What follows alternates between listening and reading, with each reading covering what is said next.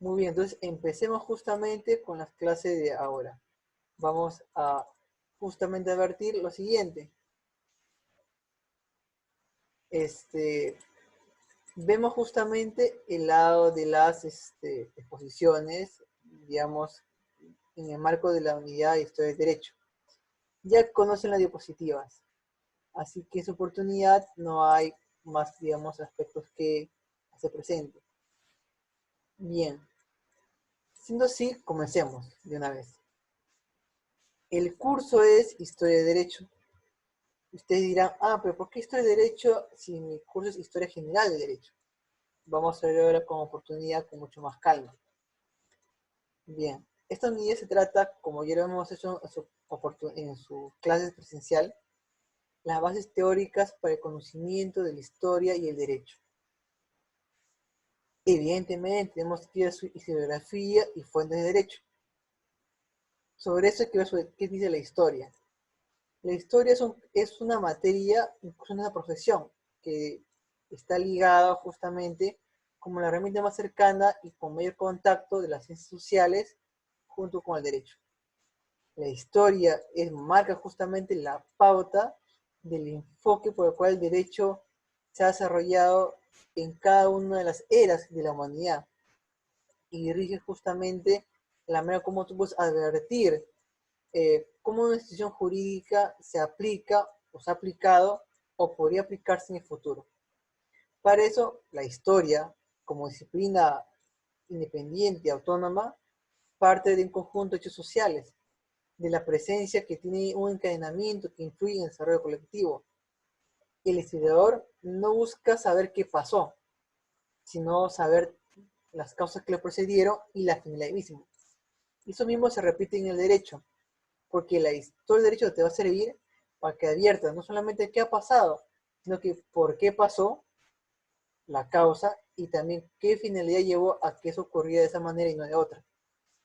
Y esto es muy importante, porque no es algo que tú puedas dejar de lado después que termine este ciclo. Esa historia de derecho va a importar un tanto en lo que tú sepas, como conocimiento del pasado, sino el método que vamos a usar para que puedas analizar tú cualquier tipo de problema jurídico que se presente en tu carrera profesional. Justamente para hablar de eso es lo que hace presente los historiadores de derecho que están en YouTube y que te muestran los links que te he dado en la campus virtual. Pero bien, veamos lo siguiente. En la mayoría de los casos se piensa que solamente se encontrará una razón lógicamente concadenada, que explicará, digamos, oye, qué pasó en el presente y evolutivamente se desarrolla cómo es que ahora actualmente tenemos un pensamiento más correcto. Lo cual, digamos, eso no es cierto. Ya les expliqué en clase de que el derecho en la historia no es una evolución, es un idas y venidas. Tiene picos altos, tiene picos bajos, tiene retrocesos, tiene avances.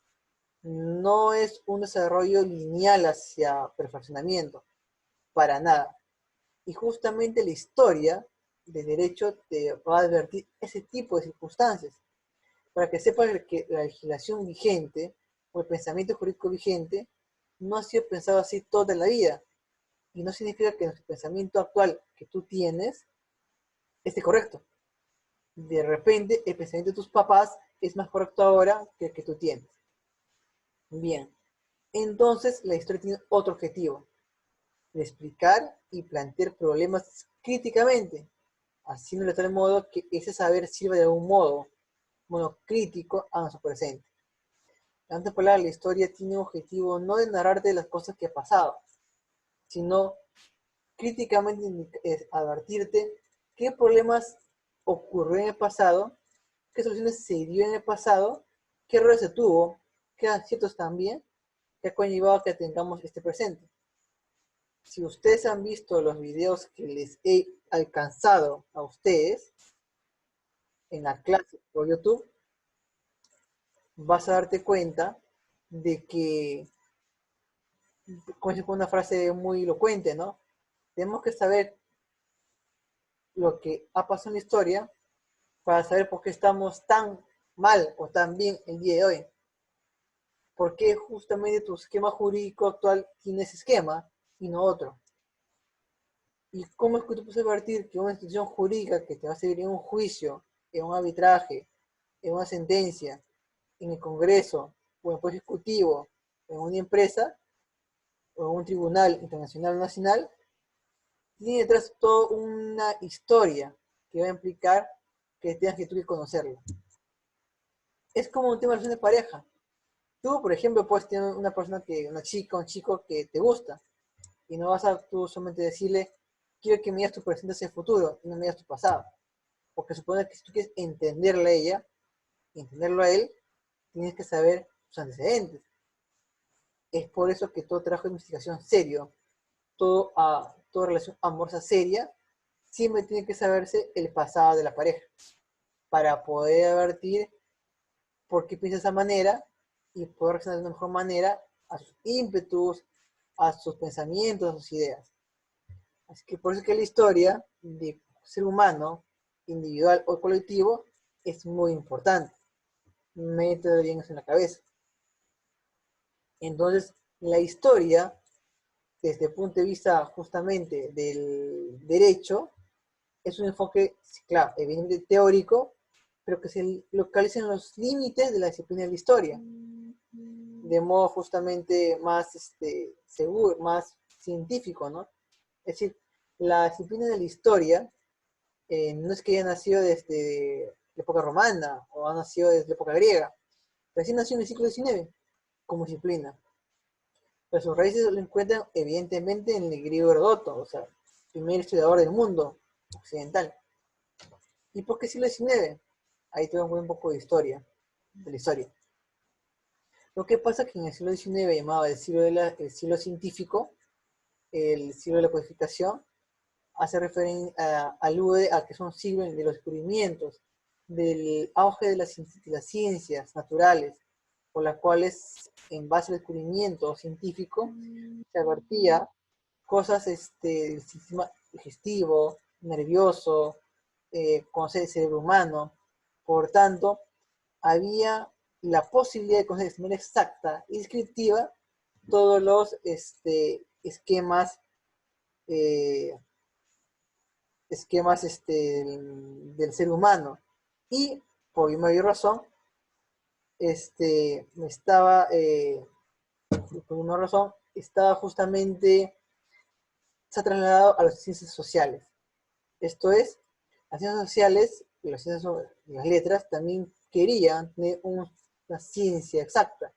Y por lo tanto la gente pensaba de que todo podría ser cientificado. O sea, todo puede ser, digamos, explicado de manera completa y total. Y ahí se pensaba que también derecho como historia surge como disciplina científica, en el sentido de que tú puedes explicar todos los fenómenos que ocurrió en el año pasado de manera exacta, de manera formal. De ahí por eso justamente surge, en el marco de la cientificidad del derecho, la historia del derecho, como disciplina, específicamente en Alemania.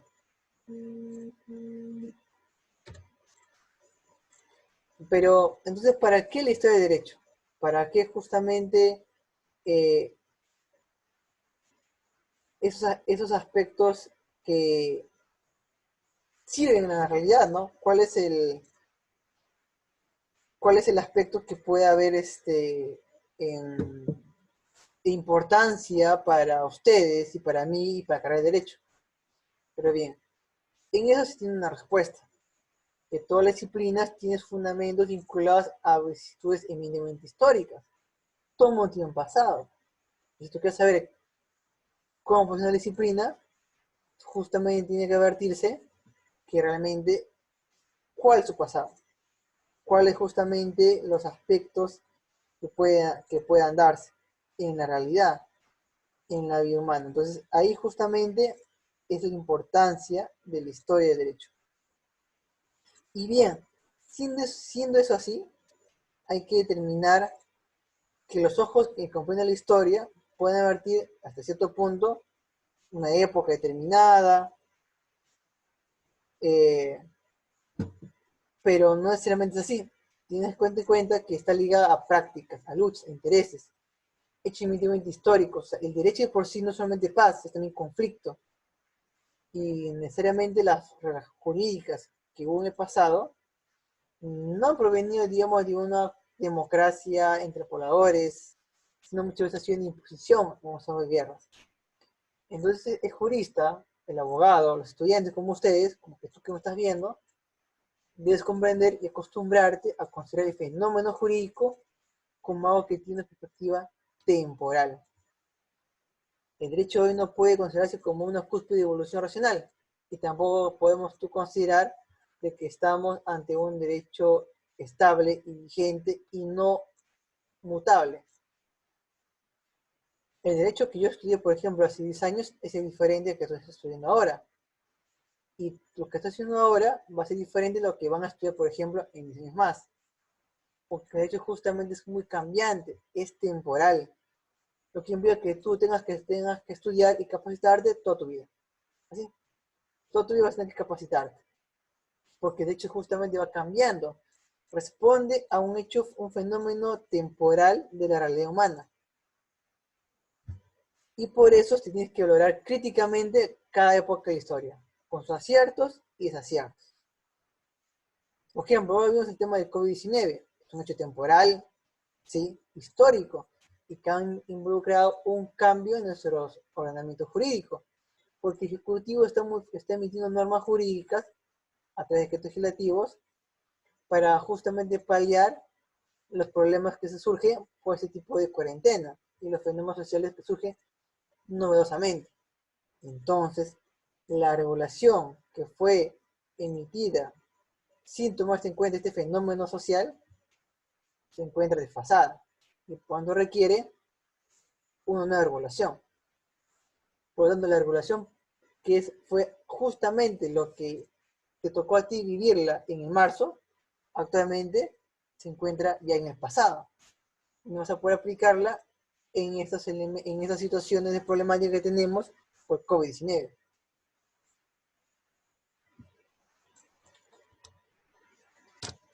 Entonces, la historia del derecho no es solamente, ojo, un criterio interpretativo de la normativa vigente.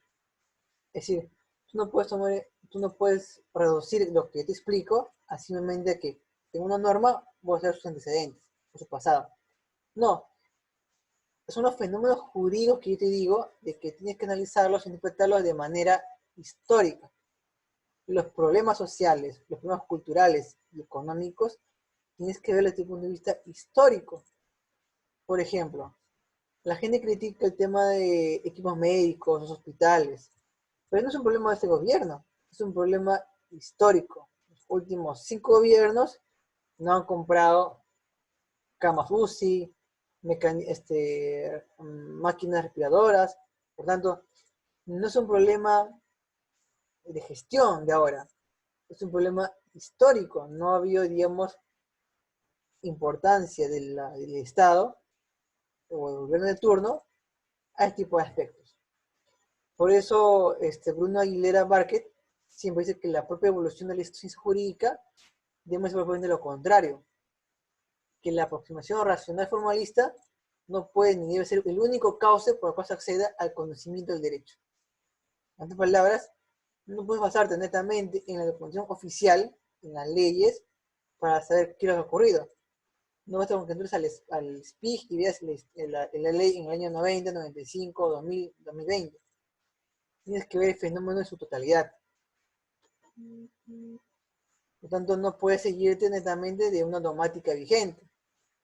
Es decir, no puedes seguirte netamente de un aspecto teórico. Tienes que verlo en un ámbito mucho mayor.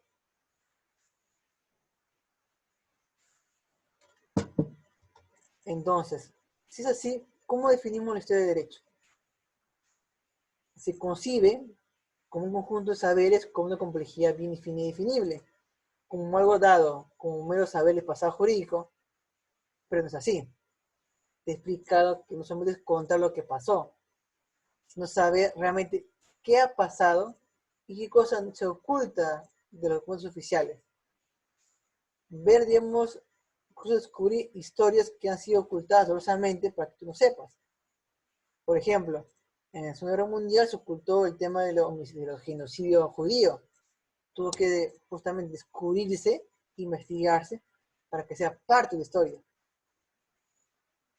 Sin historiadores de derecho o sin gente que se preocupa por la historia verdadera, va a dejar pasar eso y va a dejar justamente elementos por las cuales va a ser difícil que alguien se pueda enterar si que no le descubren su oportunidad. Entonces, ten en cuenta que, de acuerdo a María de Refugio González, el objeto de la historia de derecho es el mismo derecho a lo largo del tiempo, porque no es sabido justamente que necesita uniformidad de criterios a que sea el derecho. El derecho como disciplina o como concepto nunca ha tenido definición concreta en el tiempo. Siempre ha sido muy ambivalente y ha cambiado de ciudad en ciudad o época tras época. Justamente es lo que la historia de derecho va a enfocarse, ¿no? Cómo es que la transformación del derecho en el tiempo ha generado reglas jurídicas para determinadas épocas, que actualmente de repente no sirve, o no sirven en el pasado y ahora sí sirven. Justamente esa es la manera en la cual tú tienes que reflexionar por este derecho. Plantearte el punto de vista de criticar cómo se ha concebido el derecho en la historia, en el tiempo. Y para ello sí requeriría que tú uses una metodología de la disciplina. Que lo veremos más adelante.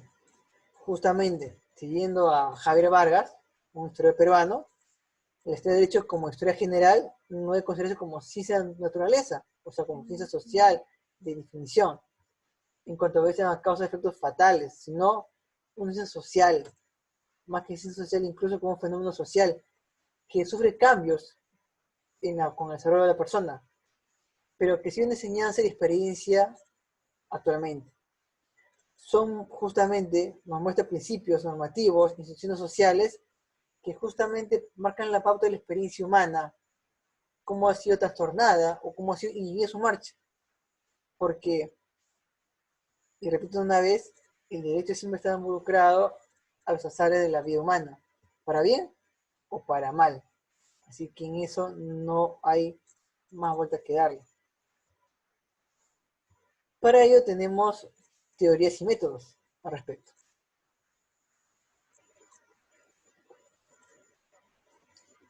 Es posible agrupar la naturaleza y los métodos de disciplina en grandes corrientes, porque como evidentemente, como que disciplina, no hay una uniformidad de poder tratar a la historia de derecho.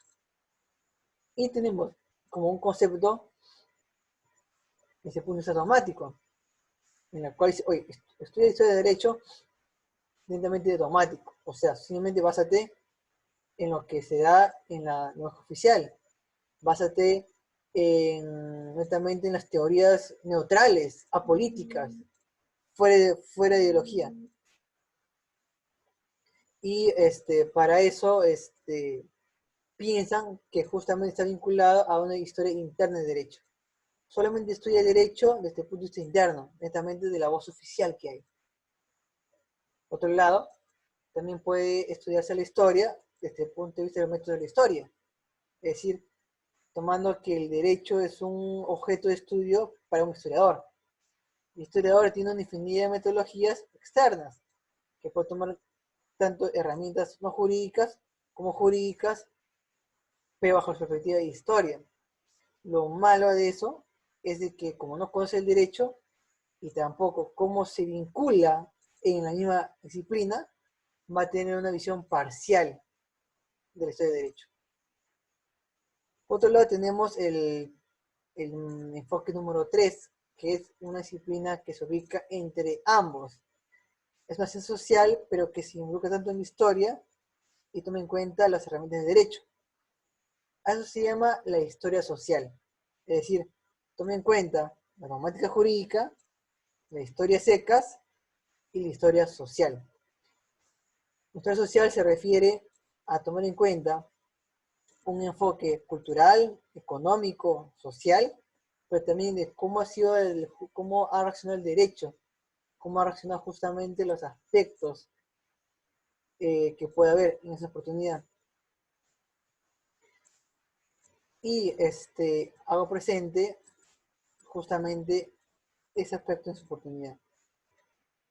Bien, siendo yo así, vemos que la investigación sobre el fenómeno jurídico puede incluir historia interna e historia externa, y entrar así el terreno de la historia social, como que involucra ambos supuestos, en la cual justamente la historia de derecho es una disciplina cuyo objeto va a tomar en cuenta ambos aspectos, es decir, herramientas de la historia de derecho, o sea, herramientas de la historia y también herramientas del mismo derecho, porque no se puede entender lo primero con lo segundo y viceversa. Por eso les comentaba en clase de que tienen que recurrir a libros de historia para poder entender mejor el fenómeno jurídico. No va a bastar que ustedes puedan revisar la biblioteca de derecho, porque la parte de la historia se encuentra también ahí. Y si ustedes quieren tener una historia global, también tienen que buscar ese tipo de información. Bien, dentro de los métodos que pueda darse, tenemos el método positivista. Método positivista es un enfoque de la dogmática jurídica, un enfoque de la historia interna de derecho. Pues sí, efectivamente es eso. Ahí justamente van a hacer referencia a ello, que el historiador del derecho no debe juzgar el pasado. Según este método positivista, que era preponderante en el siglo XIX y parte del siglo XX, solamente es revisar lo que ha dicho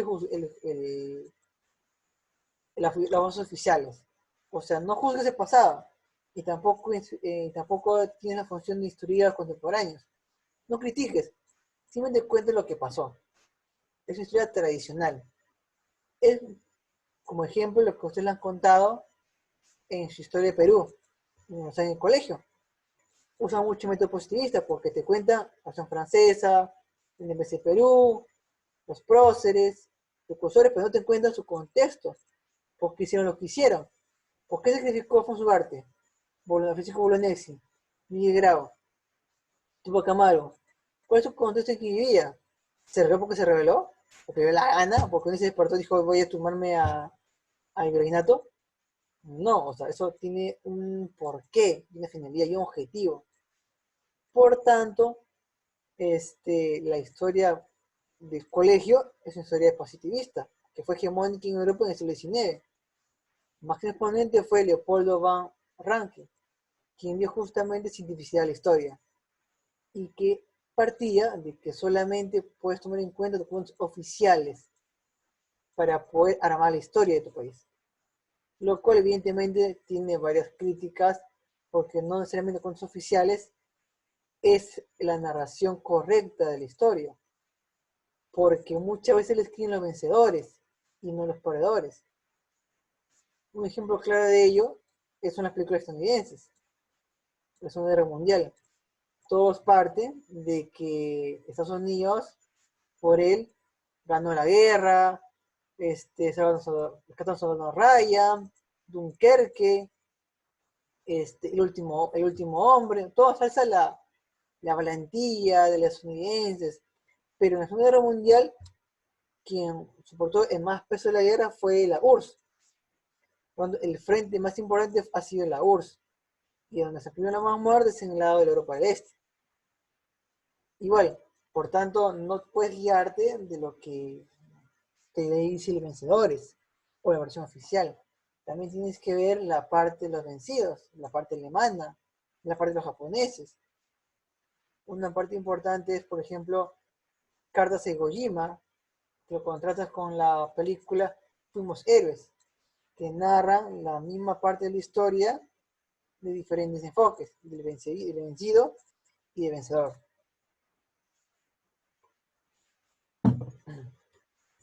Bien, siendo así, Ricardo Fonseca, que sus materiales que lo estoy dejando justamente para que lo lean en la aula virtual, dice lo siguiente, que este tipo de historia adopta la forma de historia universal, historia general. Piensa justamente que el saber científico óptimo da la impresión de que la historia puede abarcar todo el pasado humano. Por eso se salía la idea del curso de historia general del derecho, porque supuestamente abarca todo el pasado humano, cosa que es mentira, es una irrealidad. Por eso yo he refraseado el curso de decirle simplemente historia del derecho, nada más. ¿Ya ves? Por eso tienes la idea. Y justamente eso iba la crítica del método positivista, ¿no? Porque el estudiador nunca puede ser neutro o sumiso, que va a implicar un punto netamente abstracto. El estudiador tiene el deber, no solo tiene derecho, tiene el deber de tener una construcción propia, de reconstruir el pasado, en la cual no puede confundir objetividad con neutralidad. Objetivo implica decir las cosas con honestidad. Oye, en la época del siglo XIX, el gobierno peruano era clasista, era discriminador y opresor. Soy peruano, pero ¿sabes qué es lo que ha pasado? No te lo puedo negar. Y otra cosa es ser neutral, o sea, pensar que toda la normativa que ha pasado no responde a un trasfondo detrás, un trasfondo político. Ustedes mismos lo saben ahora, que ven televisión todos los días. Sale el tema COVID-19, sale el tema de los equipos médicos. Oye, ¿qué pasó con las enfermedades? ¿Qué pasó con el dengue que decían en marzo? ¿Desapareció? ¿De la nada? ¿Por qué el enfoque del medio de comunicación solamente se está realizado en COVID-19? ¿Por qué no en otra cosa?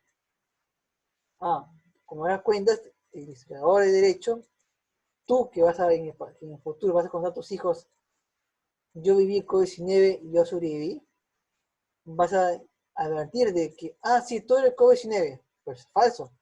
Hay muchas enfermedades, muchos accidentes que están pasando y que también no se está dando mayor importancia. Entonces tú tienes que ser objetivo. Oye, hay ciertos problemas de gobierno que están pasando y que no han podido ser tapados por COVID-19. Entonces no puedes seguir mostrando neutralidad. Eso no existe.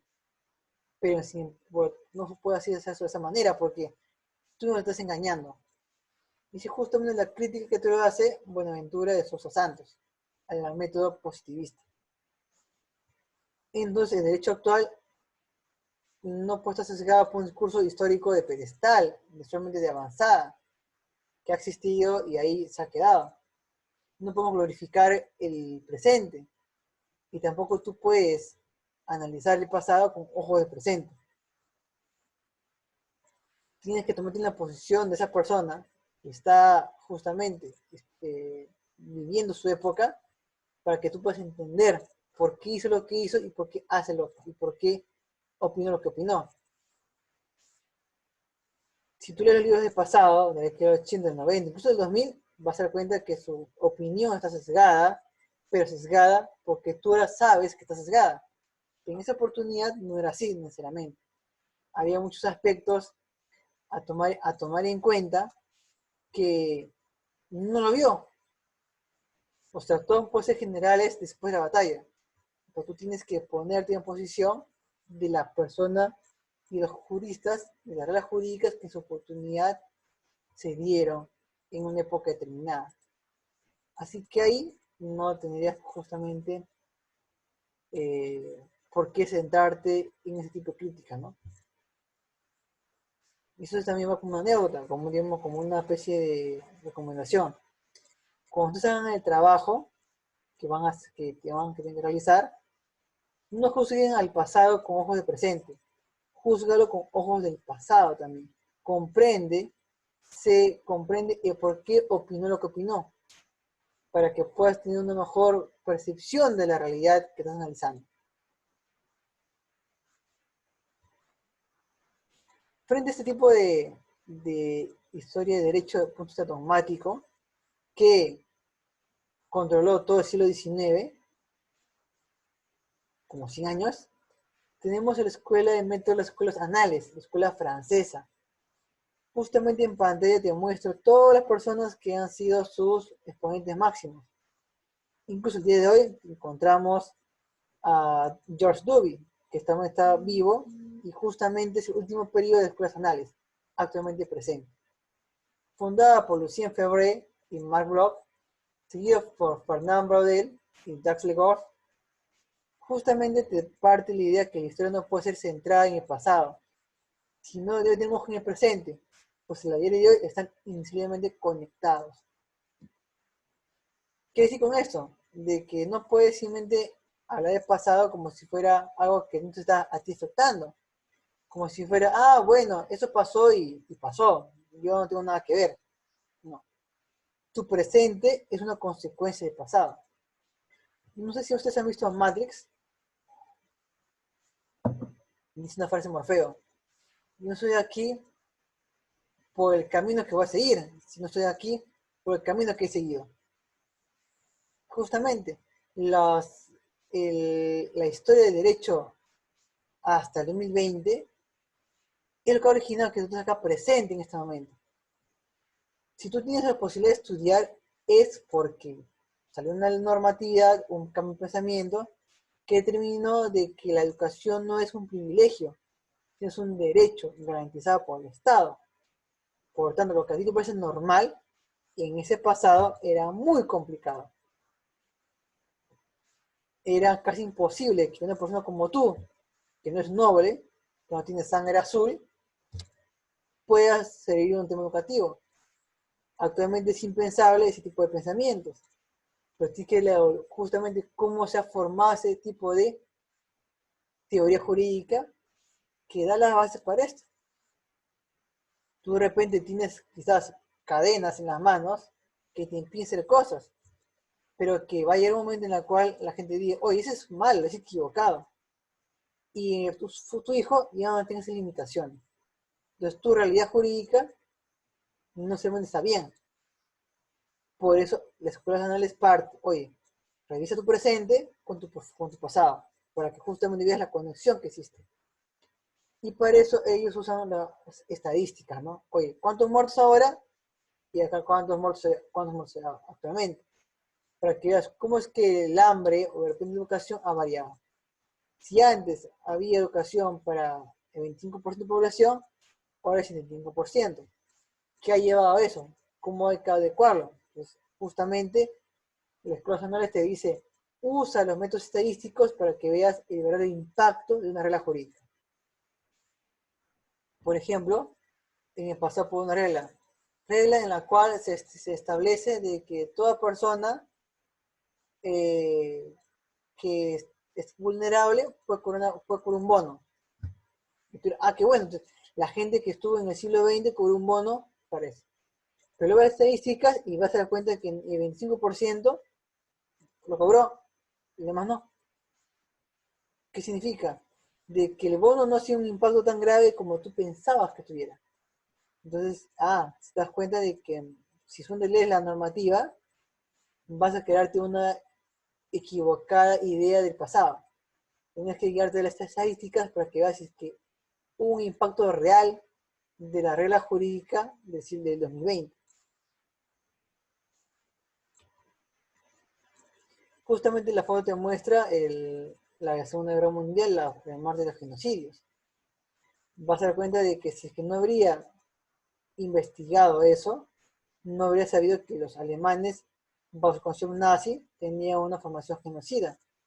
Y quizás, probablemente, su fundamento jurídico de esa época justificaba ese tipo de matanzas. Entonces, si tú estás ahí, estás frito, te morías. Y había normativa que justificaba ese tipo de accionar. Te decía, si matas a un judío, no es delito. Si es que le quitas cosas al judío, no es delito. Pues ahí tú no aplicabas las reglas de derecho. ¿Por qué? ¿Por qué iba a estar la ley eso? Entonces tienes que justamente ver una historia total. Busca una área de síntesis que penetre todas las ciencias humanas. Enfoque social, cultural, pero un poco dejaba un poco de lado el tema de derecho. Si bien aplicaba una historia globalizadora, de alguna manera no pasó mucha atención al derecho en sí, porque el derecho también tiene sus propios elementos importantes de desarrollo. Entonces, hay que tomarlo en cuenta necesariamente como punto de eje principal para su historia. Y es justamente lo que ha fallado en las escuelas anales. porque la mayoría que ellos eran no eran de derecho, eran historiadores. Así que era muy normal que ellos no tomaran en cuenta el derecho como el centro de sus intereses.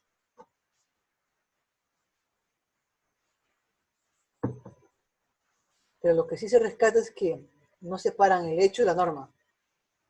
No son realidades incomunicadas, ni divorciadas entre sí. Otro método es el método marxista. El método justamente de una reflexión de ese tipo, en la cual es incuestionable la importancia de la historia. Y dicen, la historia es el punto de partida para poder terminar la comprensión general de la sociedad. No fue casual justamente que su libro de ideología alemana, de Marx y Engels, escribieran lo siguiente, que son una ciencia, la ciencia de la historia.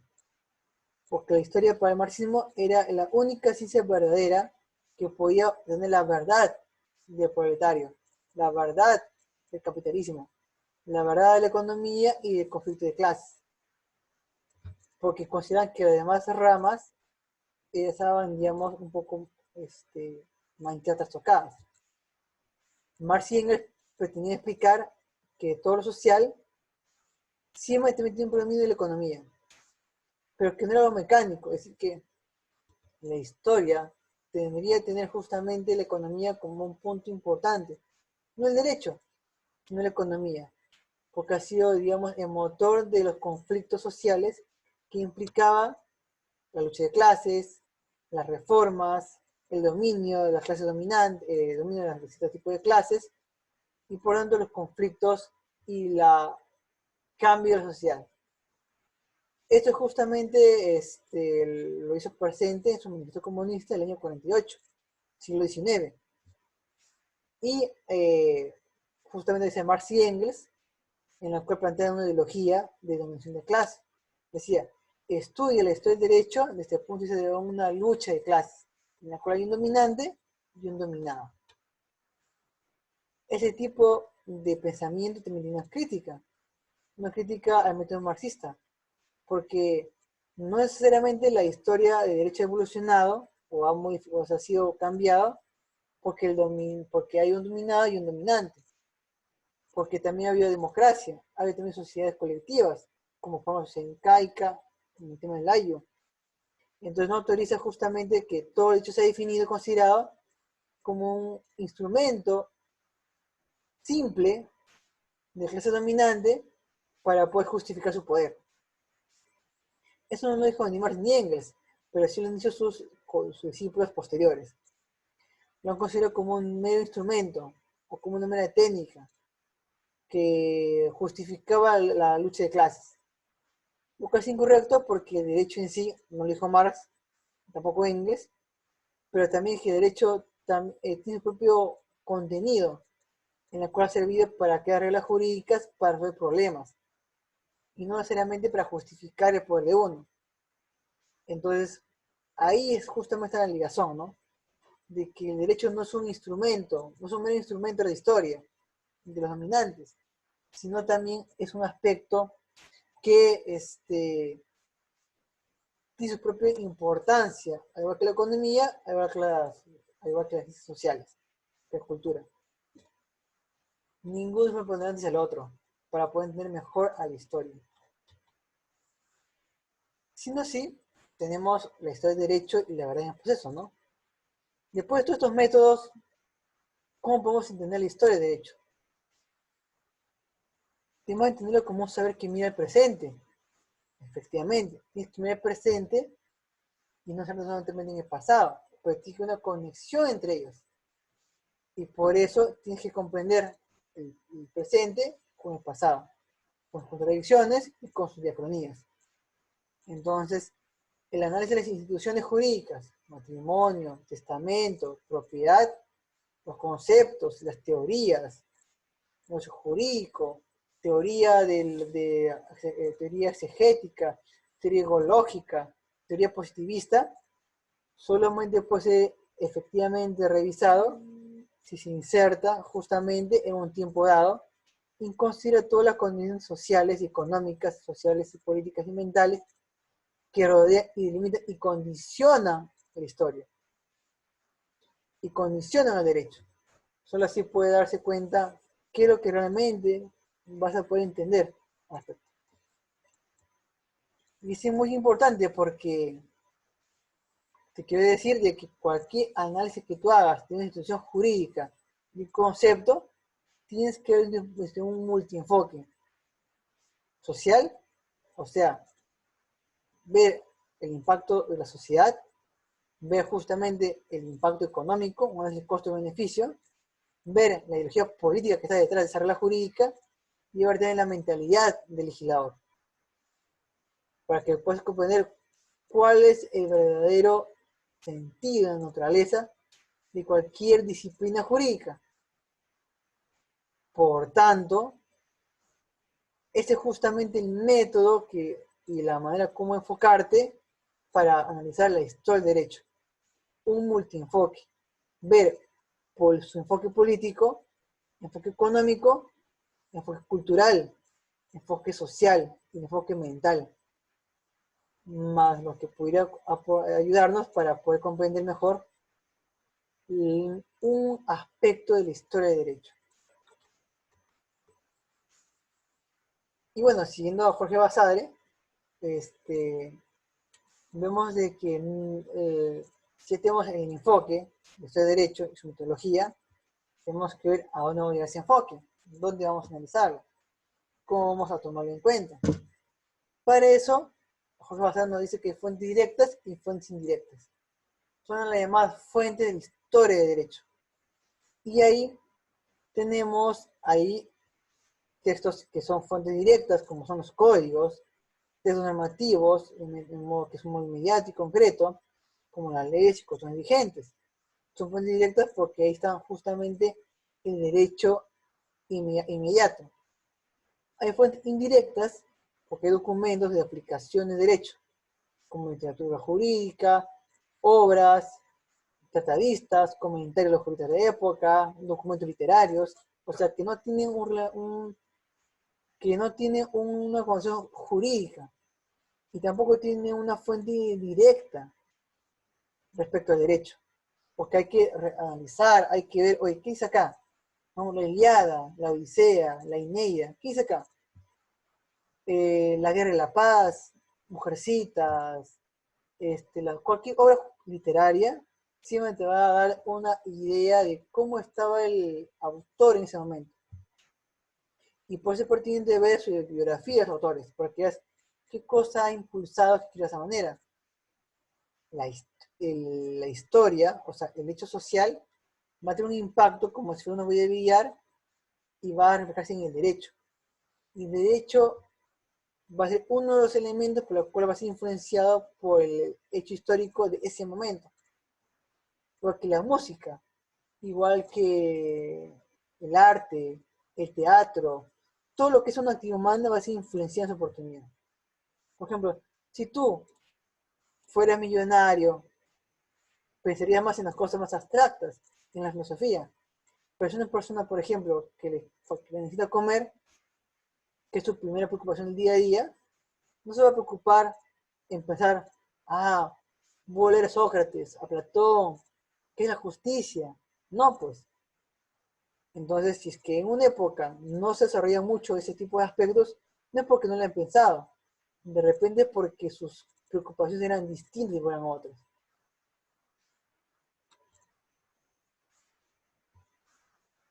Así, justamente vemos como ejemplos que hay fuentes jurídicas y fuentes no jurídicas. Las fuentes jurídicas, ya te he dicho, son los códigos, la legislación, documentos oficiales, resoluciones, decretos supremos, decretos ley, resoluciones del rey, comunicados de las leyes. Y desde el punto de vista no jurídico, tenemos lo que no tiene justamente una versión oficial. Las monedas, por ejemplo. Si tú ves acá estas monedas que son de época romana, vemos, por ejemplo, la efigie de un hombre. ¿Qué te aconseja ahí? De que no sea igualitaria. Tienes que verte que su derecho está enfocado en un tipo de sistema imperial, en la cual los animales tenían, digamos, un medio de producción importante en esa época. Y si es un hombre, te das cuenta de que es una sociedad jurídico-patriarcal.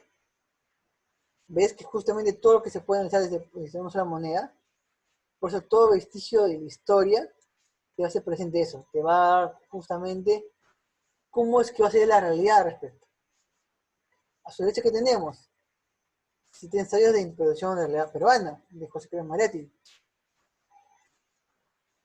en la cual nos vas a dar cuenta cuál fue el pensamiento del peruano en esa época.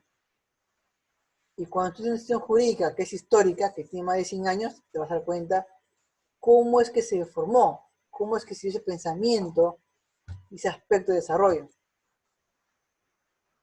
Así justamente para que puedas advertir cuál era el contexto de las reglas que se han emitido en esa época. ¿Por qué la Mauta dijo lo que dijo? ¿Qué reglas jurídicas había en esa oportunidad de clases, de opresión, que conllevó que José Carlos dijera, oye, la regla jurídica peruana, están las patas, este 100, no sirve para nada? Entonces, eso tienes que justamente analizarlo a través de fuentes no jurídicas. Por eso, cuando tú analices una decisión jurídica aplicada en el tiempo, porque tiene un antecedente, vas a tener que tomar en cuenta las fuentes jurídicas y las fuentes no jurídicas. Justamente los ejemplos que te he dado, lo tienes en la pantalla. Códigos, leyes, costumbres también son fuentes jurídicas. Hay que recordar que la costumbre es una fuente de derecho. Es una fuente porque es un comportamiento histórico que se da en el tiempo, aceptado socialmente, conocido por todos y que se propugna su cumplimiento y con reproche social en casos esos se violen. Costumbres enfocadas a determinadas áreas geográficas y determinadas sociedades, que lleva para esas sociedades una regla imperativa de cumplirse, que está a la par de una ley. Y también tenemos la jurisprudencia, sus fuentes jurídicas. Tenemos cómo es que el juez ha podido tomar en cuenta esos aspectos en su oportunidad. Y, a ver, vamos justamente a ver aquí en estos aspectos, en estos ítems, que tenemos unas acá. A ver, justamente antes de dejar el break, que va a ser a las 10 minutos, vamos a hacer el enlace de las preguntas en esos aspectos. Bien, si te das cuenta, vemos que hay este tipo de fuentes que tomarse en cuenta para poder analizar cualquier tipo de solución. Como esta, por ejemplo. Tenemos acá la opción política de Perú, que sería una fuente jurídica.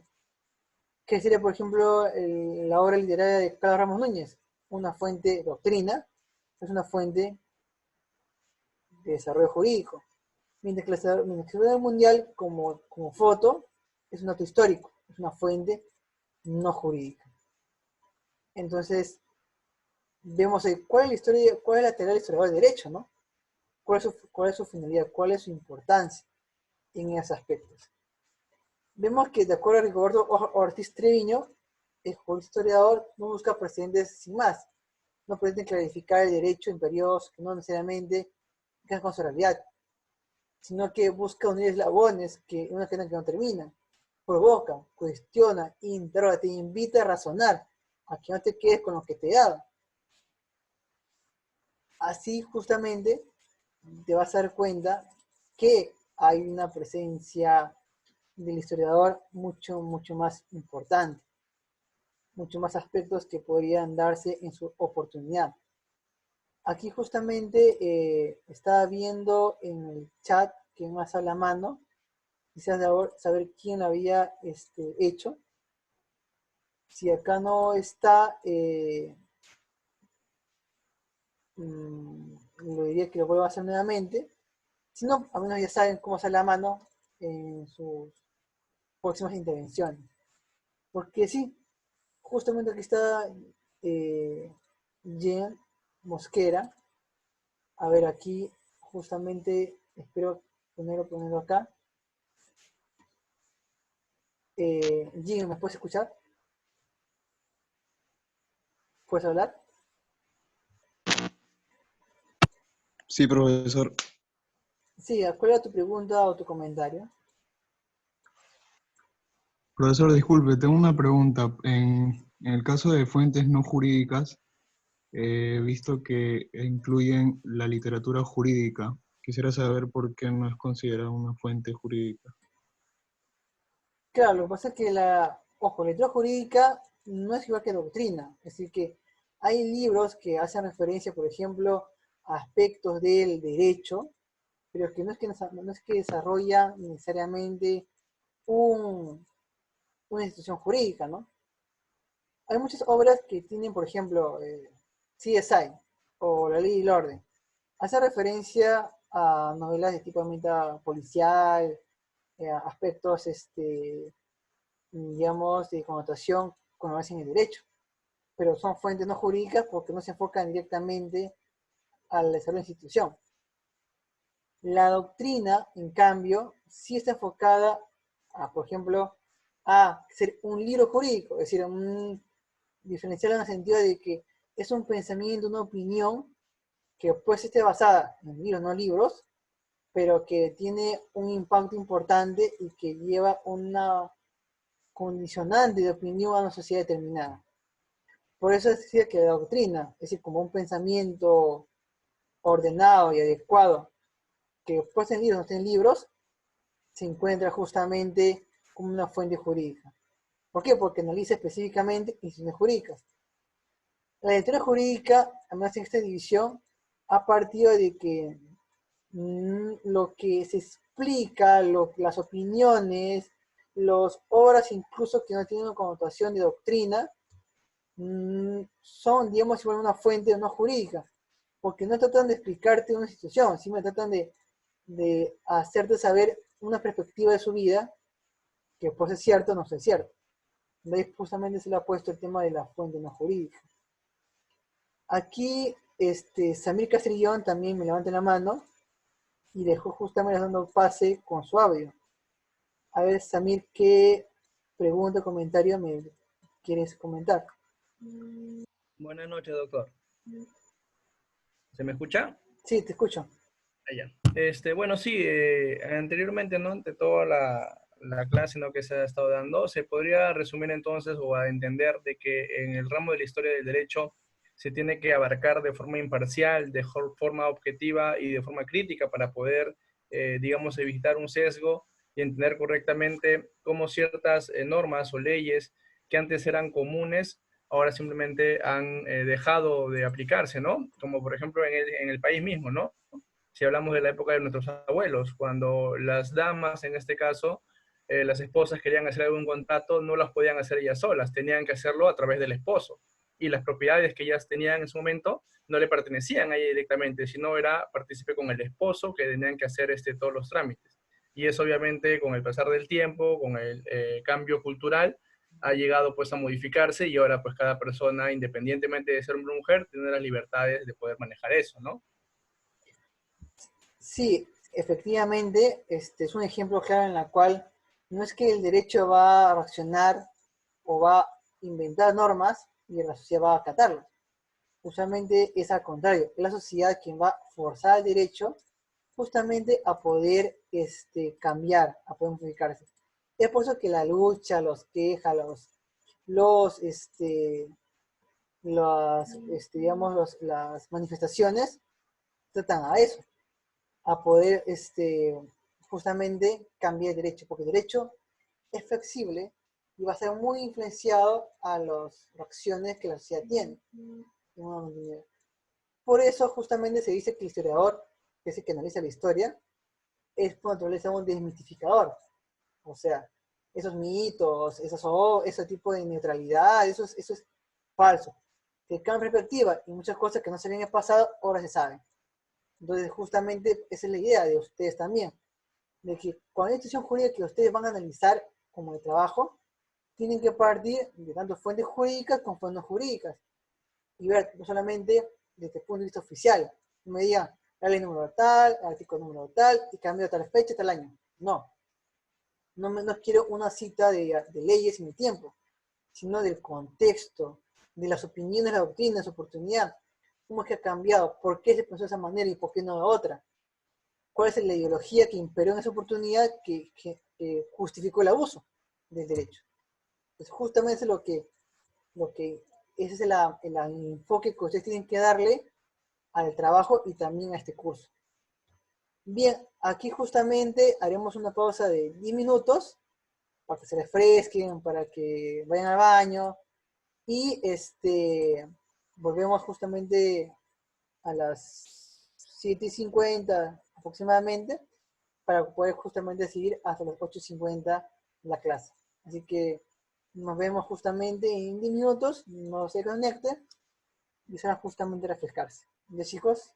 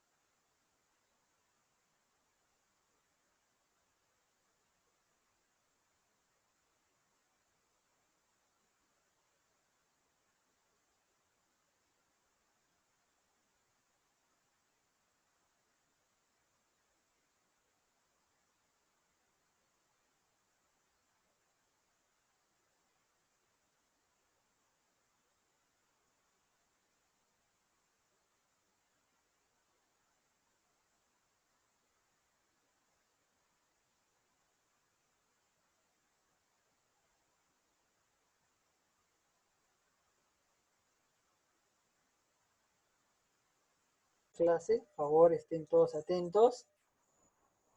Sí, estamos acá. Les recuerdo de que en este curso tenemos 2 delegados, un chico. Ya tienen sus números justamente en el chat para que lo agreguen al grupo de WhatsApp grupal. Y tengan, digamos, las noticias que les haré presente a través de ellos. Siempre vean justamente cualquier tipo de comunicación que puedan tener, preocupación a través de ellos, me hacen saber.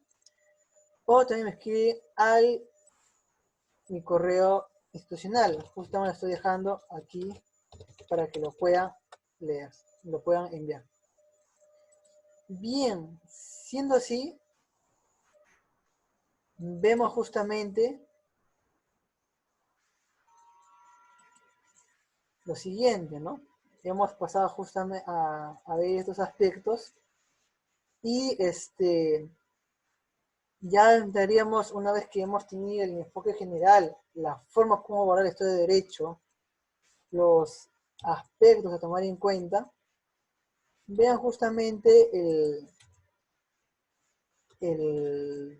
ya la historia en sí. Y para eso tenemos que abocarnos a todo lo que ha pasado desde el origen de la humanidad. Y justamente como es tan amplio, le dejé correos para que ustedes puedan revisarlo. Le dejé, digamos, le dejé videos que justamente narra la historia y el origen de la humanidad. Espero que lo hayan visto. Apenas 12 minutos y justamente era para que se enlace con lo que voy a decir ahora. Bien, el origen del derecho como objeto de la historia, el derecho primitivo. Yo no tengo contra, digamos, el origen de la tierra, ni el origen de los dominios, ni el origen justamente del cómo es que poco a poco surgió la humanidad. Ahí, digamos, son aspectos un poco más diferentes. Veo aquí que han levantado la mano, pero no me aparece aquí la señal de alerta. A ver, vamos a ver un poco de aquí.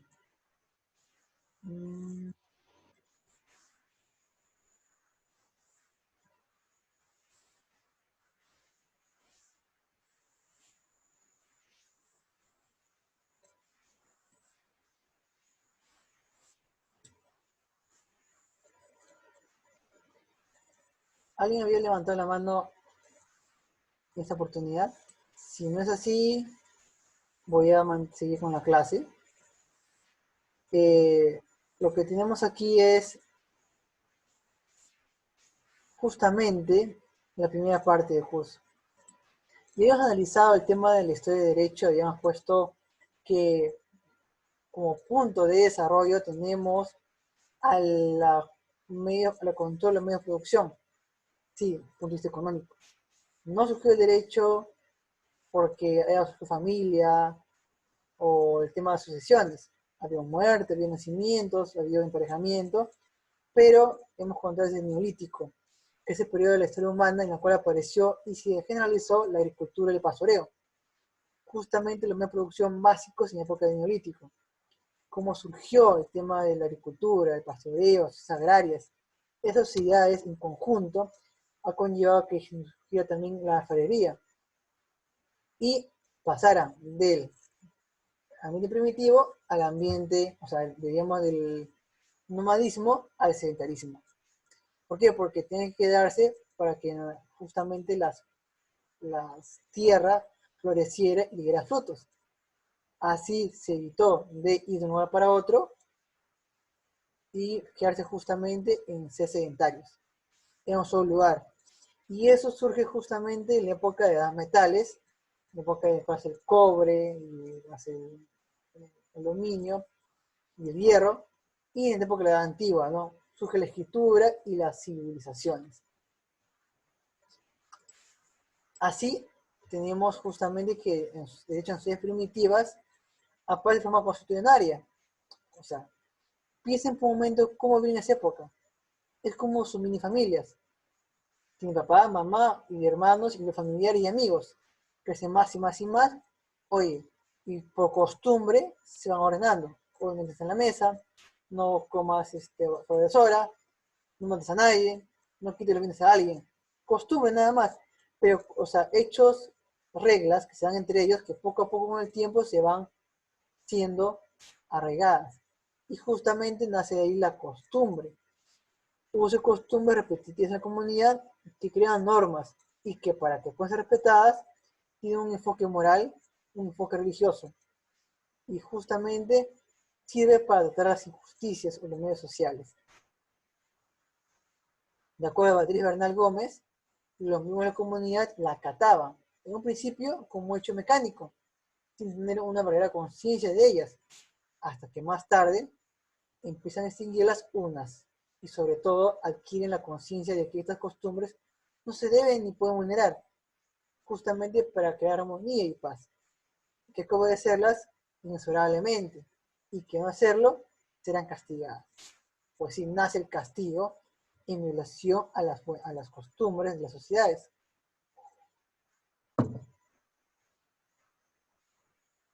En cualquier instituciones se desarrolla, surge una regulación, sobre todo en familia, con la finalidad de proteger el patrimonio familiar, y se extiende a toda la propiedad, y poco a poco se generan contratos de obligaciones.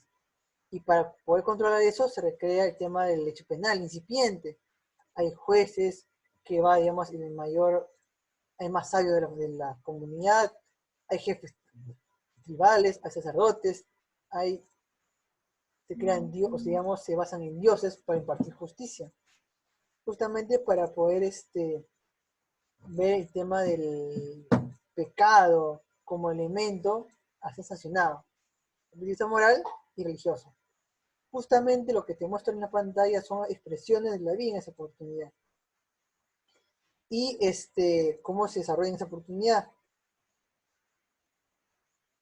Si ustedes miran, van a dar cuenta de que lo importante en esa época, ¿qué cosa era? La casa y la vivienda. Y va a generar evidentemente un cambio de mentalidad en esto, digamos, en este periodo de la historia. ¿Qué es lo que importa a nosotros acá? ¿El derecho? Acá no hay derecho. No hay nada, compadre. No hay ley, código, no hay eso. Lo que es justicia como una preocupación de la época pre-greco-romana y una relación de la paz social. Nosotros queremos paz. En ese sentido, tenemos como punto de partida Mesopotamia, que es una región entre Asia Menor, por las cuales está actualmente Irak e Irán. Es una región por las cuales entre los ríos Tigris y Éufrates nacen las primeras civilizaciones de importancia en el mundo. Nace una civilización mítica, justamente esa región que es parte de Israel, Siria y Turquía, es donde se crea la rueda, las matemáticas, expresiones artísticas, las construcciones, el legado. Es justamente el nacimiento de la civilización humana. Y está acá, son ellos. La civilización de Uruk y la civilización, digamos, de Nippur. Uruk y Ur son ciudades incluso prácticamente míticas. En las teorías conspirativas se dice que eran ciudades que fueron fundadas por Anunnaki, por seres mitológicos o por seres celestiales o extraterrestres. Justamente dieron desarrollo a esa población. ¿Han visto la película última de Aliens? Prometheus y también su siguiente película. Parte justamente de ese lugar, de que en esa época surgieron grandes gigantes que crearon a los humanos en la figura número 1, y en segundo lugar le dieron, digamos, el arte de cantar, mira, cómo cantaba, como si fuera una quena. Si viste la película Prometheus, de los aliens justamente recrean este tipo de circunstancias. Seres gigantes que dotaron a la humanidad de sabiduría y también de la música, y que fue justamente imitado por los humanos. Pero en la vida real, estos son simplemente expresiones de la cultura de Uruk y de Ur, en 4 tipos de fases de ese imperio: el imperio sumerio, acadio, asirio y babilónico. Desarrollan todo este aspecto de la civilización humana en esa oportunidad. ¿Qué tenemos acá? Tenemos hace 3500 a.C., o sea, realmente en una posibilidad muy ancha. ¿Qué dice en el Imperio Sumerio? Dice, Sumerio quisto Ur y Uruk, ciudades muy antiguas, que crearon la primera escritura, la escritura pictográfica, la escritura, digamos, que luego se indicó como escritura cuneiforme. Y pasó justamente al Imperio Acadio, con el rey Sargón, que justamente creó un imperio y creó justamente las Sumerias. Y luego pasó al Imperio Babilónico, el mítico rey Hammurabi, el rey de Babilonia, que justamente sacó el código Hammurabi. Y luego siguió el Imperio Asirio, con el capital Asur, el cual tenía imperio de armas de hierro. Entonces, en esas circunstancias, vemos que de hecho surgió como de conflictos y administrar justicia. Es común, tiene una sociedad, entonces, sociedad pequeña, luego se va expandiendo, no puedes controlarlo por tu familia, ya no todos lo conocen. ¿Qué requieres? Una autoridad, una persona que pueda justamente controlarse a ellos. Y no puede hacerlo directamente por Facebook o por el peruano, porque no hay redes sociales. ¿Qué requiera? Usa estelas de piedra y lo pone en cada comunidad para que sepan sus leyes. ¿Qué son leyes? ¿Qué tiene ahí? Tienen las costumbres de ellos de manera detallada, específica, para que cada uno se acuerde cuál es la regla y sanción por violar esa costumbre. Y así nace justamente la codificación, las leyes codificadas que son puestas en bloque de piedra. Y si alguien la viola, pues tuvo que determinarse que lo castigue el gobernador. Pero como ahora tiene una gran ciudad que poco a poco va creciendo como un imperio, implica que lo delegue ese poder de justicia a otras personas. Y así nace la administración de justicia. Entonces, todo eso, ¿cómo se sabe? Porque fue justamente detallado en fragmentos. El primero que tenemos es el Codex Urnamo, que justamente establece el primer resquicio de codificación en lengua súmera, que contiene 29 leyes legislativas. Ahí tiene todo: brujería, divorcio, delitos corporales, daños de agricultura, cooperación secundaria, todo lo que es el día a día. Pero, profesor, ¿eso no se encuentra actualmente acá en Perú? Efectivamente, o sea, han pasado 4000 años y tiene los mismos problemas. La gente no cambia, pues, papito. La gente si es problemática, toda su vida va a ser así. En esa época había gente problemática por agricultura y daños corporales. La gente se pegaba, se mataba, como ahorita. Por eso es que las leyes actuales tienen un antecedente hace 4000 años, sin ningún cambio en ese aspecto. Y aquí está, justamente para que lo leas con tus ojos. Urnamo, léelo conmigo. ¿Ves? Ya, ¿qué dice costado? Protege la vida de los huérfanos. Como la gente mucho batallaba por las guerras, el gobierno se encargaba de las ayudas. Y los huérfanos de los soldados. También se multaba por la muerte de daños a terceros. También se cometió corrupción. En esa época también había. O sea, es una historia de hace tiempo. No solamente peruana. Ojo, no había castigos corporales ni mutilaciones. Todo se pagaba con multa. O sea, se evitaba justamente lastimar a las personas. Y tampoco había ley talión. No había de ojo por ojo, diente por diente. Porque no había proporción en los castigos. Si te castigaba aunque tu falta era menor. Si no había prisión por deudas, se pagaba con trabajo. Prácticamente parecido como si fuera en la época del Tahuantinsuyo. Con el tiempo apareció el Códex de los Acadios, en el cual se introdujo disposiciones un poco más desarrolladas. Luego aparece el Código Hammurabi, recopilación de leyes y costumbres, ojo. No crea nuevas costumbres, sino las recopila, de lo que ya te dije anteriormente. Pero es un estado laico, donde el rey tenía poderes judiciales, legislativos y ejecutivos. Ahí justamente planteaban pena de muerte e introducía el tema de la ley de talión. Y también infligía castigos corporales, que eran públicos y cruentos, y eran toda clase de mutilaciones. ¿Ha visto Juego de Tronos? Ya, casi parecido. ¿Ha visto el capítulo 1? Como Lord Stark le corta la cabeza a su súbdito por simplemente escaparse de la guardia de la noche. Ya, ahí era igualito. No había proporción entre los castigos. Ahora, Este es justamente el Código Hammurabi, donde tiene ahí la ley talión. Si es en la cuarta línea, bueno, no es cierto, ¿no? Pero justamente en lengua súmera hace referencia a delitos más sancionados. Justamente establece lo que te acabo de comentar. Una ley primitiva, exagerada, se construye en el siglo XXI, pero mantuvo el orden en ese tipo de imperio babilónico. Si bien en la parte de arriba hay justamente una justificación de este aspecto.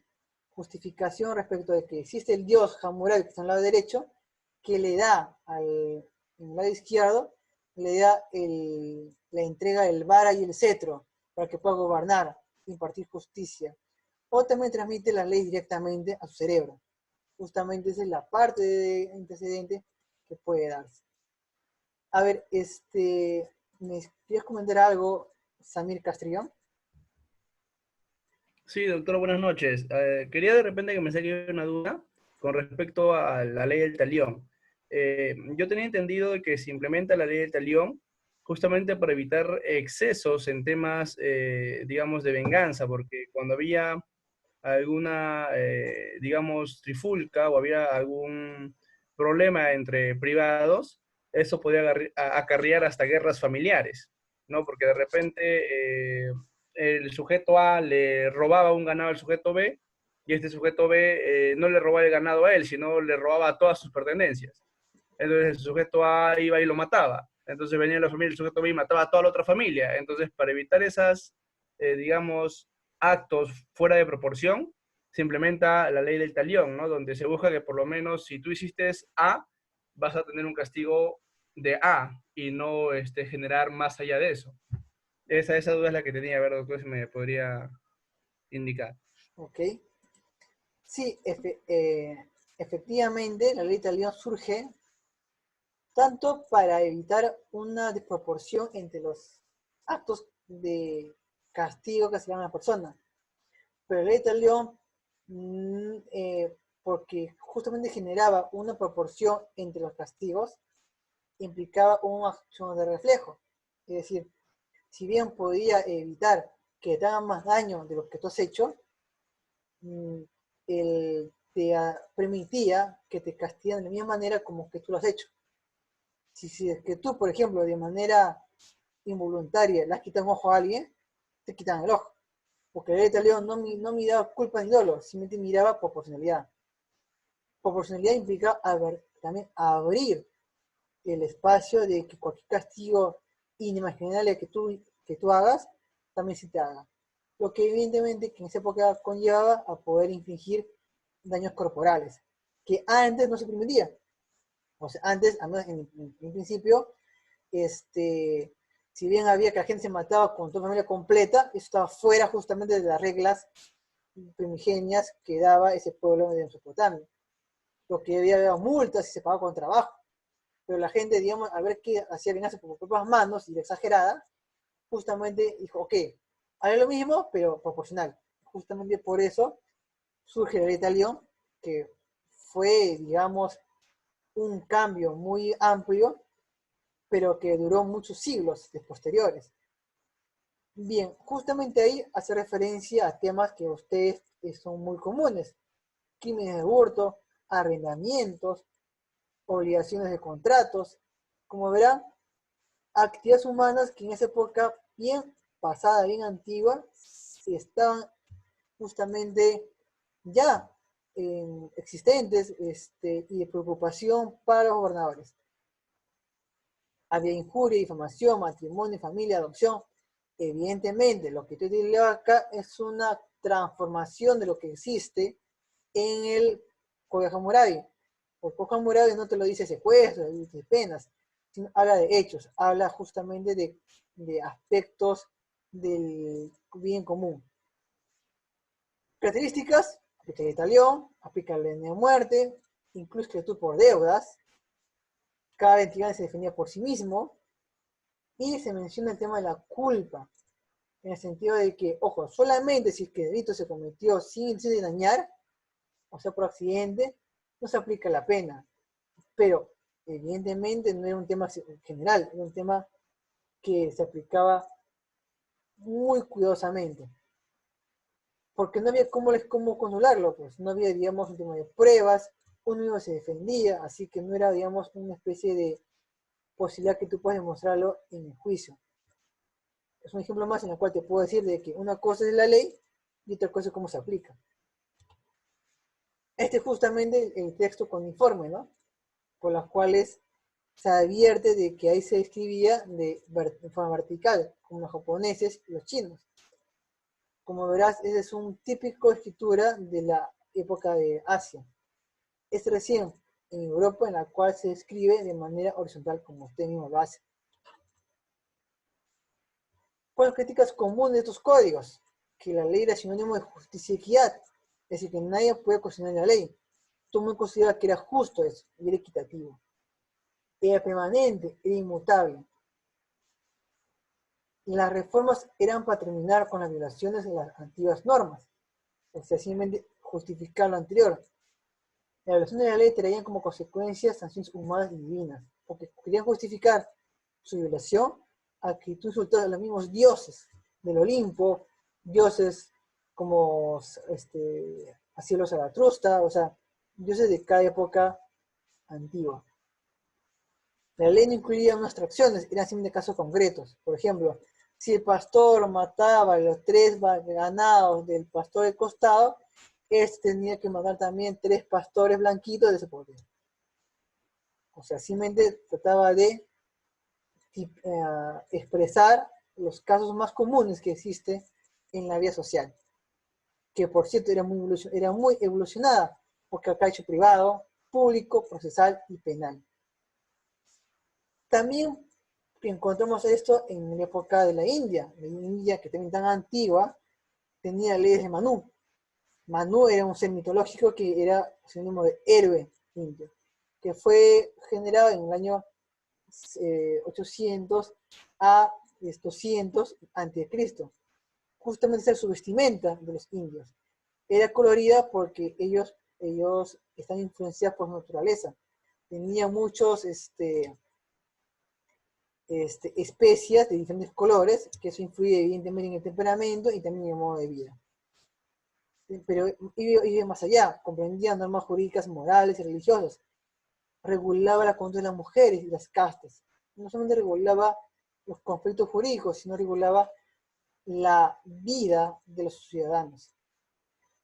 La ley de Manu se dividía en 12 libros y tenía evidentemente temas de matrimonio, sacramento, también reglas de creación, deber de los jueces, y también hablaba de la transmisión de las almas, la bienaventura final, o sea, mezclaba lo religioso con lo civil. Había también hablado de la purificación de las mujeres, reglas de abstinencia, todo era mezclado, todo consideraba que lo religioso se mezclaba con lo civil. Por ejemplo, decía lo siguiente: si el ladrón hurta de noche, el rey debe cortarle ambas manos y empalarlo por el ano con una estaca puntiaguda. ¿Se exige, por ejemplo, ley de talión? No.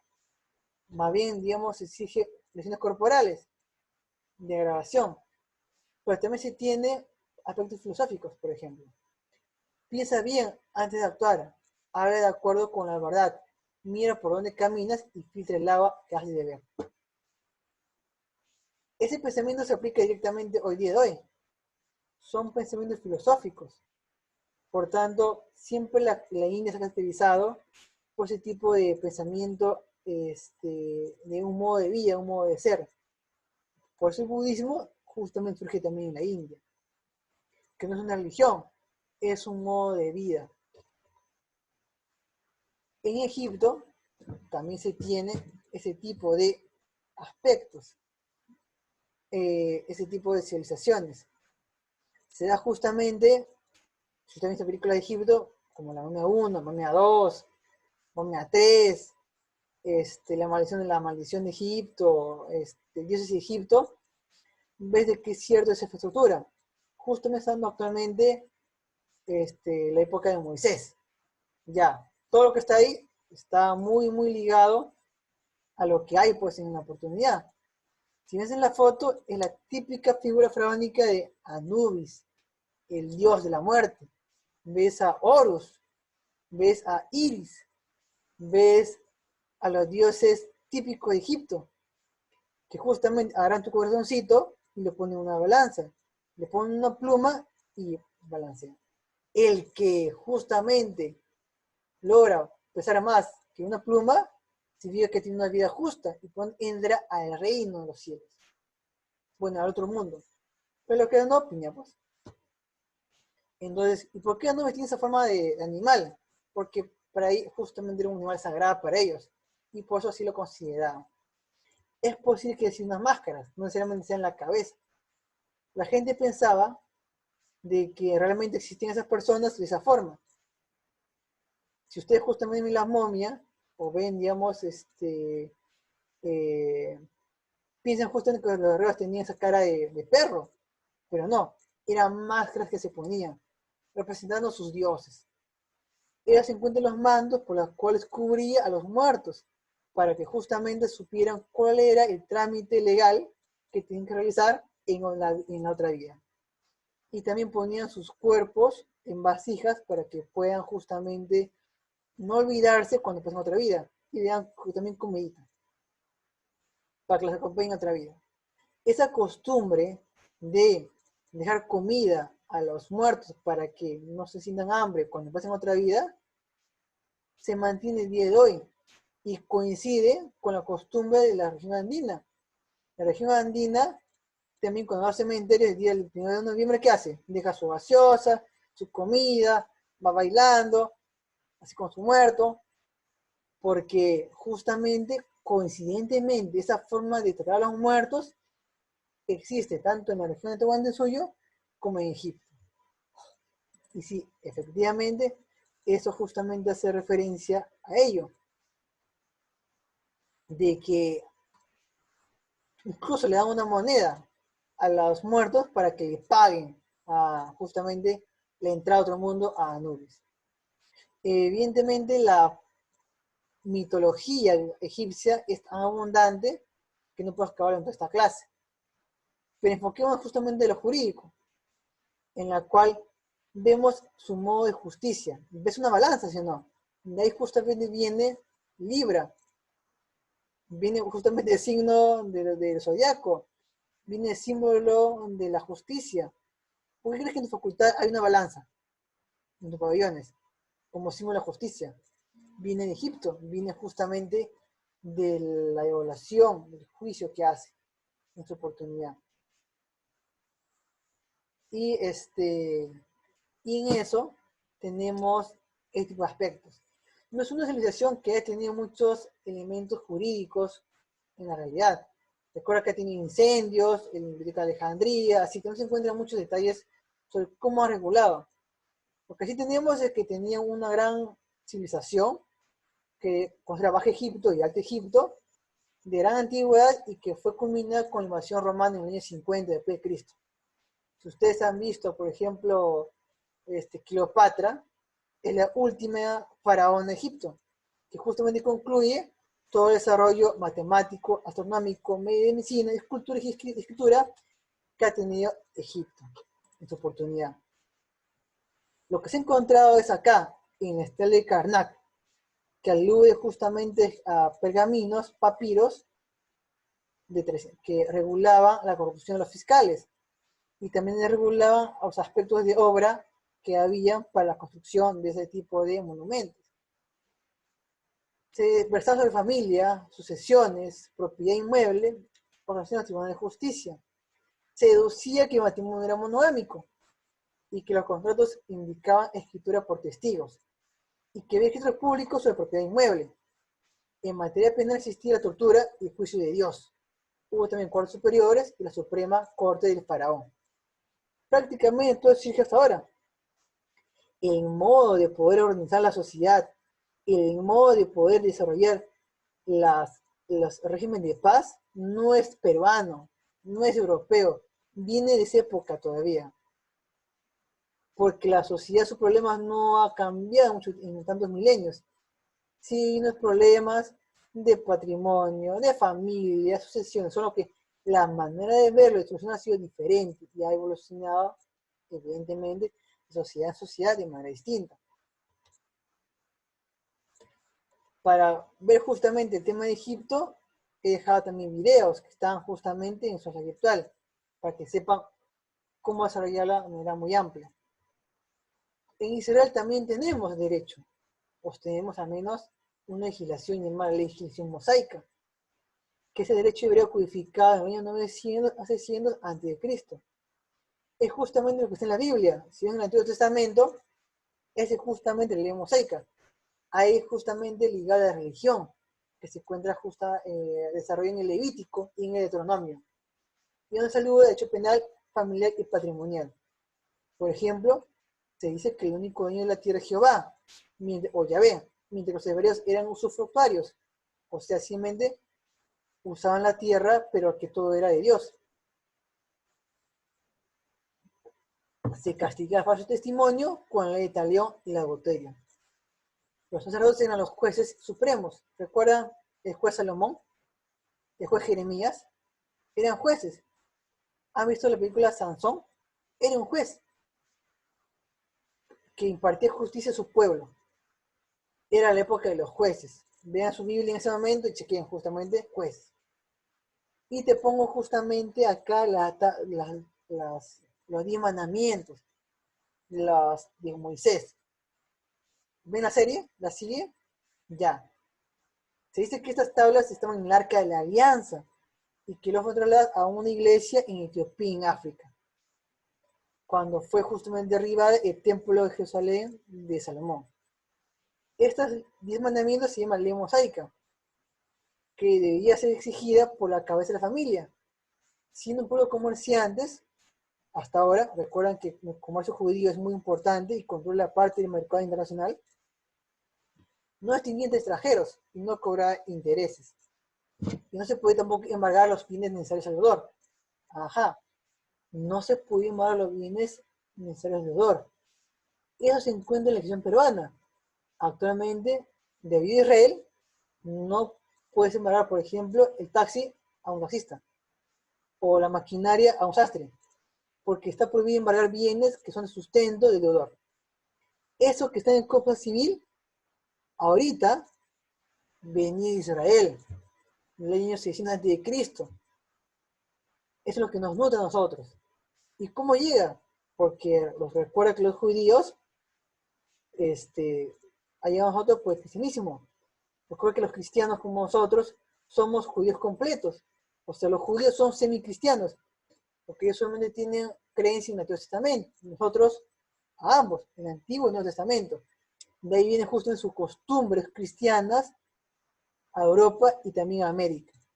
Por eso todo lo que yo te comento te hace que es familiar. Ahora, también tenemos a Grecia y Suética. Grecia, si bien tampoco tiene instituciones jurídicas, como en Egipto, ni en Mesopotamia, ni en la India, sí tiene un análisis de la justicia, un tema ético. Es el que desarrolla, por ejemplo, el derecho constitucional. Es un pueblo que habla de la época griega. Justamente pongo en la foto el Partenón, donde justamente se encuentra el hecho de Atenas. Aquí refleja Grecia y Atenas. Por ejemplo, en la foto, ¿quién ves? Pon en el chat, ¿quién es la imagen que está acá? ¿A quién le recuerdan? A Saori. No, pues, no es Saori Kido, no es Antiseya, es Atena, es la diosa de la guerra, perteneciente a la sabiduría y la justicia, en la cual tiene a Nike en el lado derecho, justamente para impartir justicia, y en el lado izquierdo tiene el escudo en defensa de repeler los ataques de la guerra. Ella justamente como sabiduría es la que impartía el derecho, digamos, la noción de justicia en la época griega. Han leído, por ejemplo, la época de la Orestiada, en la cual hay una presencia de elementos de justicia. ¿La han leído? ¿Han leído la Eneida? Bueno, en la Eneida, que lo tengo acá por acá, si mal no recuerdo, en la obra de Esquilo, aquí tragedias, acá, es una fuente no jurídica, la Eneida, no, la Orestiada, porque la Orestiada narra cómo mató a Agamenón, su papá, por proteger a su mamá, porque había sido asesinado por su papá.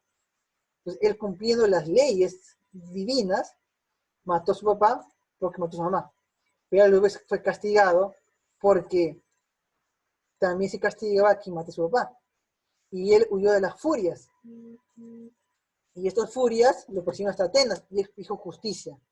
Y fue perdonado. Es una fuente no jurídica, pero que justamente hace referencia a cómo es que se administraba justicia en la época griega. Tenemos a la lectura jurídica, que estudio técnico de la palabra, justamente, verse sobre justicia, sobre derecho, pero no analiza instituciones jurídicas, no analiza no es doctrina. Son literaturas jurídicas, digamos, que narra sucesos desde el punto de vista importantes para el derecho. Por eso se dice no hay una literatura jurídica en sentido técnico de la palabra. En otras palabras, literatura jurídica en sentido amplio es toda obra que habla de derecho y de la justicia. En sentido técnico es doctrina.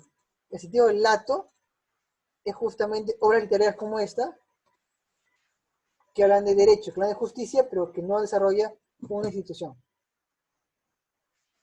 Bien, siendo así, vemos que el pueblo, digamos, griego, tiene también sus propias fuentes de inspiración.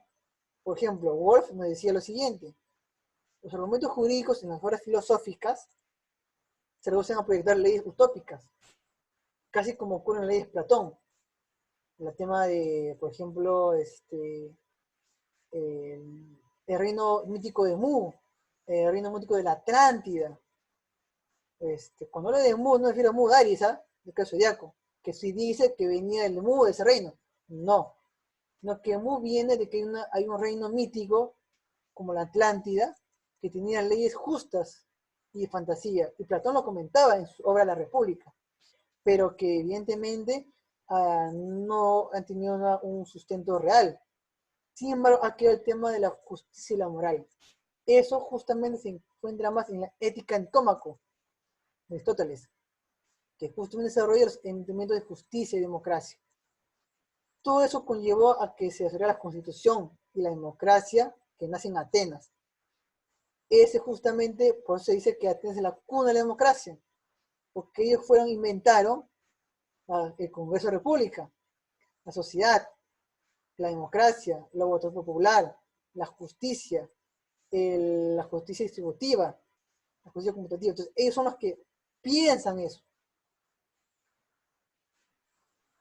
Igual así han tenido normas que reproducían oralmente hasta que luego fueron compiladas de manera física por Dracón, que por su severidad, porque la gente estaba como loca, mataba gente, planteó infracciones muy graves, incluso para infracciones menores. Con el tiempo, porque no son de los problemas, solo hizo las reformas, solo en el gran reformador, y por tanto crean normas mucho más adecuadas. Es la época de los 300, de los espartanos, de Leónidas. Si han visto la película 1 y 2, se van a comprender. Y si han visto la película, digamos,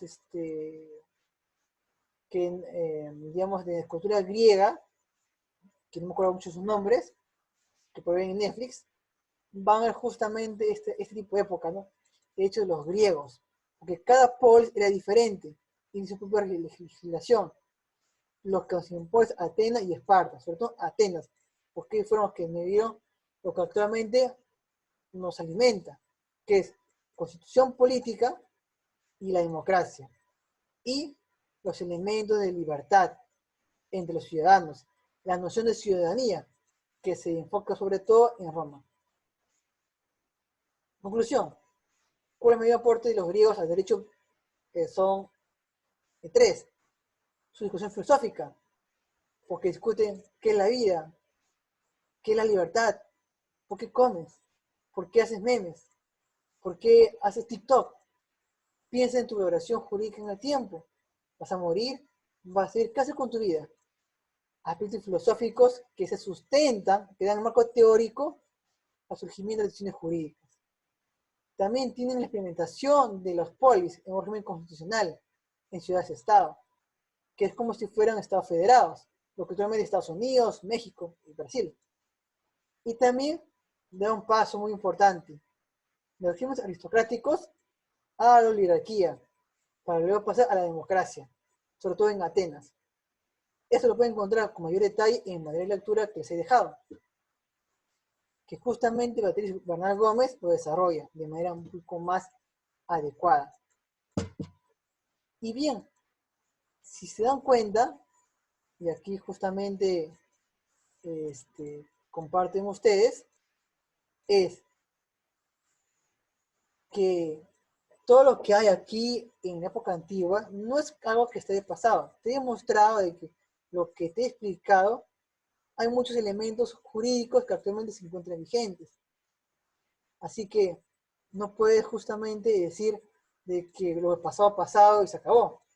Mucho de lo que tú ves, oyes, en anime, en doramas, en los coreanos, en los japoneses, chinos, alemanes, franceses, todo tiene un sistema jurídico muy similar, que justamente lo mantenemos en común, y por eso dice que los griegos, y los romanos sobre todo, es la fuente del derecho americano europeo. Concluyo diciendo de que revisen el material que les he dejado, revisen justamente los audios, son minutos nada más, para que lo puedan saber con mayor oportunidad, lo puedan justamente repasar, porque en la siguiente clase voy a evidentemente preguntar y también voy a querer intervenciones, como ahora. Vamos a tener los controles que no ha variado, son también las fechas, así que por favor tengan presente de que este ciclo además pondrá esas intervenciones y la evaluación virtual que es parcial y final. Por normativa de la universidad, tanto el final como el parcial tienen poca calificación y tiene más importancia la parte de las prácticas y la parte de intervenciones y sobre todo el trabajo que les estoy dejando. Por favor, no se olviden de dejar de delegar los grupos y los temas para que le diga los condense y me los pase. Lo dejé en marzo, supongo que ahora ya todo el mundo lo tendrá listo, ¿no? La delegada si está presente, o el delegado también. Así que, por favor, si me lo tengan presente, activen sus cámaras en la siguiente clase, al menos al principio. Y por otro lado, si tienen una consulta, me escriben mi correo para más información o para más datos. Y por favor, lean material, porque voy a poner sobre eso para su propia intervención.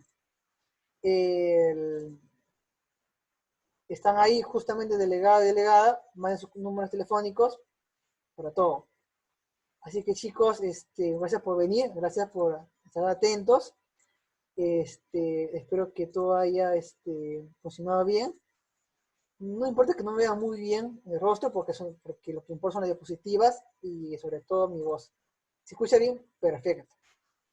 Así que el tema de los grupos ya les he indicado en marzo, y igual voy a repetir en la siguiente clase, iniciando. Voy a aperturar el Zoom 10 minutos antes, por view button, para que ustedes puedan entrar y podamos conversar justamente antes de que comience la clase y me preguntan lo demás, ¿no? Nadie se queda sin grupo, todos tienen que unirse, y los que no están agrupados me avisan, porque los grupos, en otros grupos que tienen pocos alumnados, para que puedan justamente no perderse, porque el grupal es justamente por eso, para que interactúen con ustedes y puedan hacer un mejor trabajo de investigación. Por favor, háganlo de la manera virtual, porque no me queda. Ya chicos, den buena cara, cuídense, coman bien, coman fruta, y sobre todo, las indicaciones de los grupos están justamente con un Word que está en la virtual. Les he indicado justamente que en la virtual hay un tema de información. Está justamente mi video de presentación, Y también está el control 1 y 2, o sea, las lecturas que tienen que leer. Y también están las notas para los grupos.